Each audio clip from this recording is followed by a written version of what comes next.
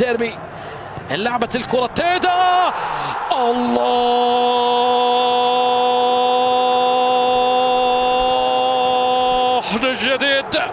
من جديد سر الحياة مو بالماي، سر الحياة بدريسك. عنوان الكرة في الشالجية، نبع الحياة في الالتراس كينج.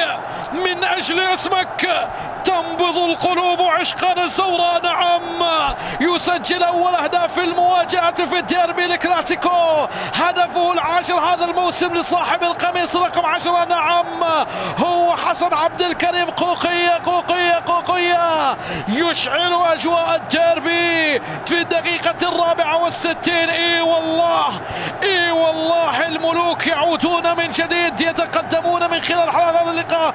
شوف الإعادة من الركلة الحرة المباشرة بيسرى هوبا، ما جاب محمد حميد، تابعها في الشباك.